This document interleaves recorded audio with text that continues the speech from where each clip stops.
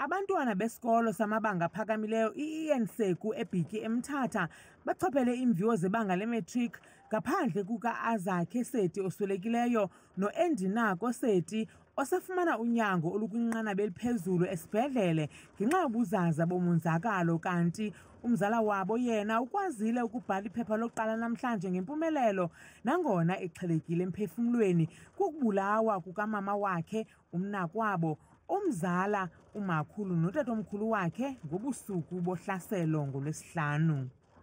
Umnumzana Petros Majola wamalungelo abantwana kweli phondo uthi onke amaqela abandakanyekayo makahlanganiselane kuba yeyele.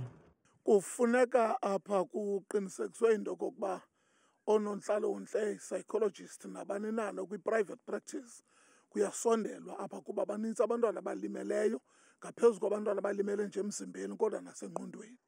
Nanjengoko omnye wamaxhoba esabhila-bhilwa ngoogqirha esibhedlele akakwazanga ukuchophela iimviwo zeMatric, isebe lemfundo esiseko kweli phondo lithi ingakhona inyoba xa kunokude kugqitywe ukubhalwa esephantsi konyango.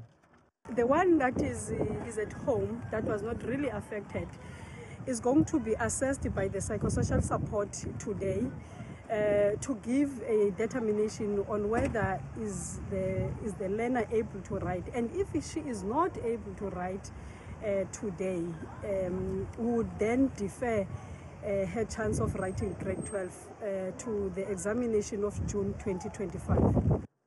Oonontlalontle babonakele befika ngethuba sishicilele inqaku, nto leyo ilithemba lokuba uluyolo uzawuthi ebhala abe efumana uncedo ngokwasemphefumlweni.